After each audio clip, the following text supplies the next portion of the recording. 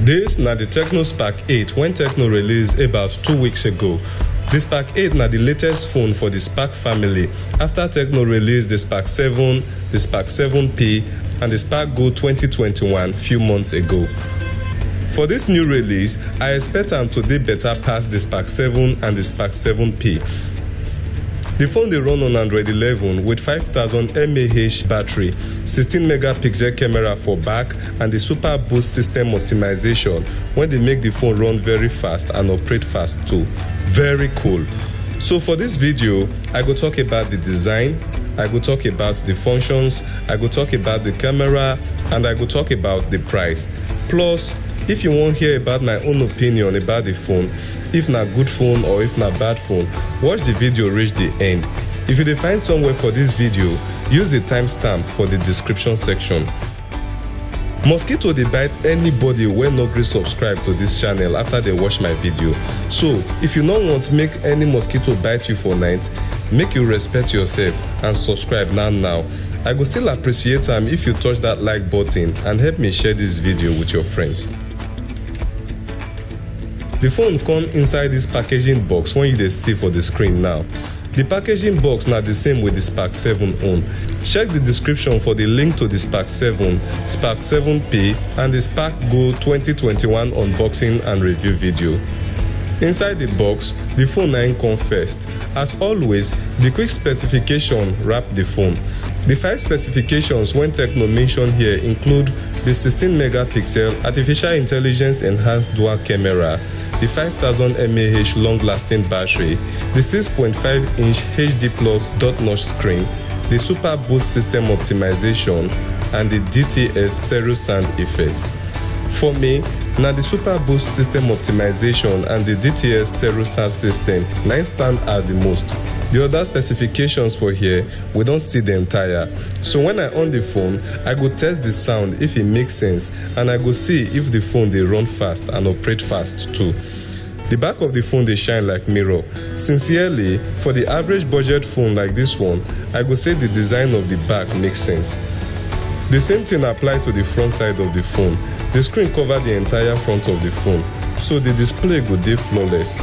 The screen also comes with protector when them attached for the phone already.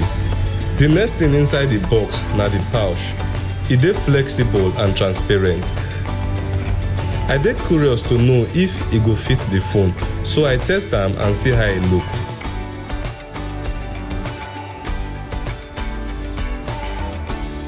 I guess you fit judge for yourself if it makes sense. Then we get the 13-month warranty card. Na the same for all Tecno products. Then the charger. Na white color with 2 legs.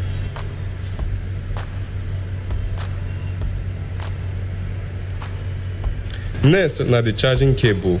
Na USB 2.0 and na white color too.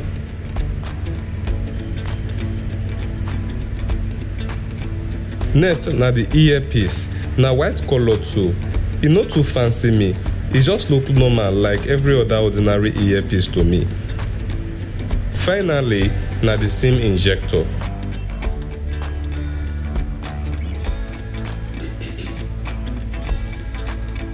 The front camera dey front of the phone and e dey take clear and nice selfie. For top of the corner, you go see the speaker. Na the main speaker and the earpiece when you take dey listen as you dey make calls dey the same place for the top of the phone here. This one dey rare. Before, Tecno dey put their speaker for either bottom corner or the back of the phone. I go soon test this speaker if it makes sense at all. Make I remove the back patch make we fit see the phone body well. The right corner carry the volume button and the power button. The left corner carry the SIM and the memory card house. The top of the phone dey empty. The bottom carry the earpiece jack, the charging port and the microphone hole. The 16 megapixel camera dey the back. For bottom of the camera na the big flashlight. The fingerprint sensor dey the middle. Maybe Tecno for fit attach the fingerprint sensor to the power button for the right corner of the phone. But now here for the back of the phone, na e dey. So now like this the back of the Spark 8B. Last thing, see wetin Tecno write for back of this phone. They write say stop at nothing and Tecno Spark. If we compare the Spark 7 back with the Spark 8 own, then see wetin we get.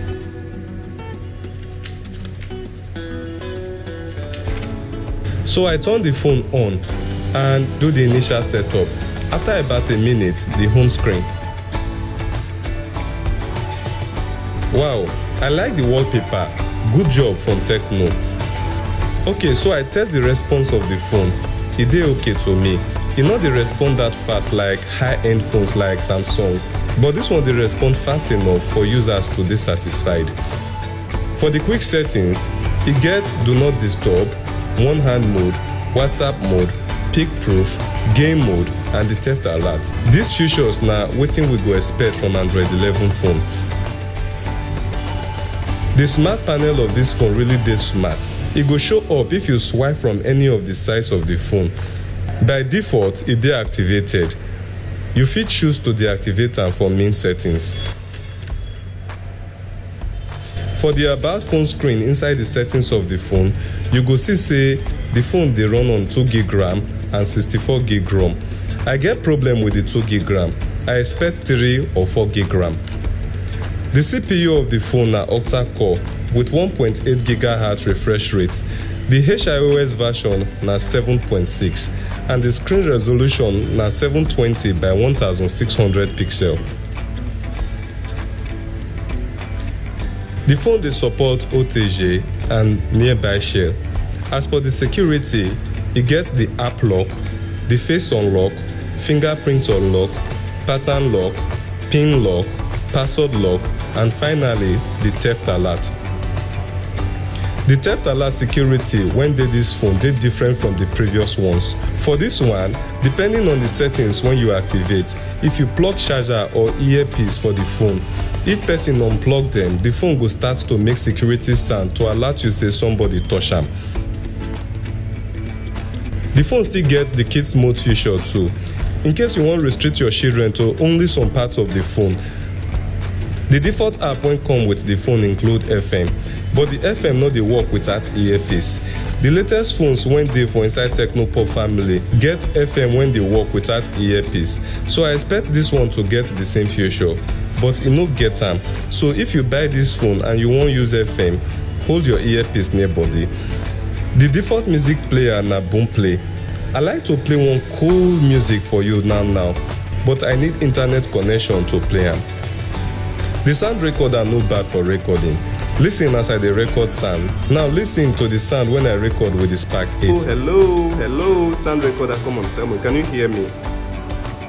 Sound record. Hello, testing the sound recorder. Hello, testing the sound recorder.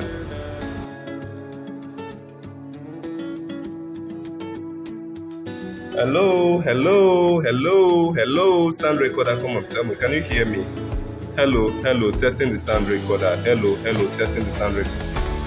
I play am just the way it be. I no edit am. The phone still come with the phone cloning app. This app go allow you to transfer everything when dey for your old phone to this new phone. So you go only need to connect this app for the two phones and then wait as your phone dey clone. The next thing when I try for this phone na the camera.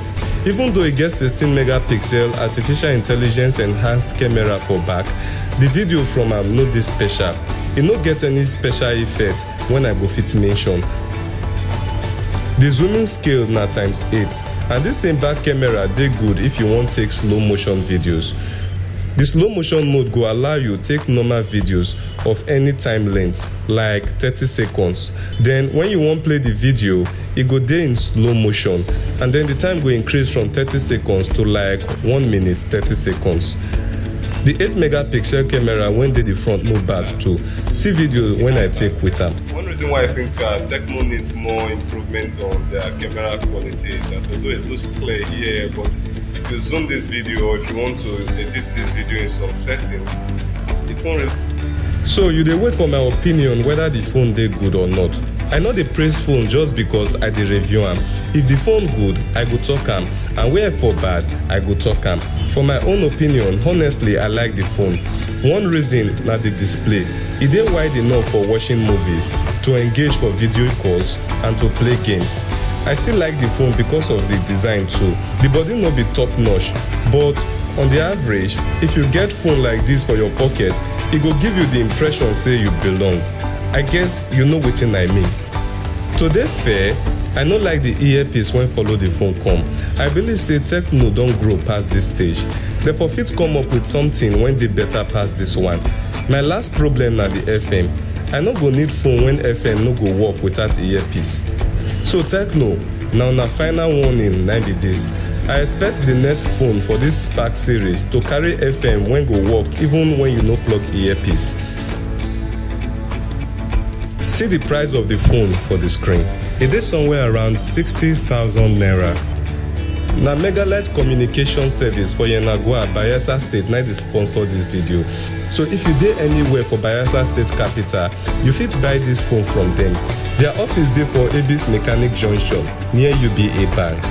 You fit buy this phone or any other phone of your choice from there. Dem dey sell virtually every phone. So my guy, for the last time, I beg, subscribe, like, and share this video.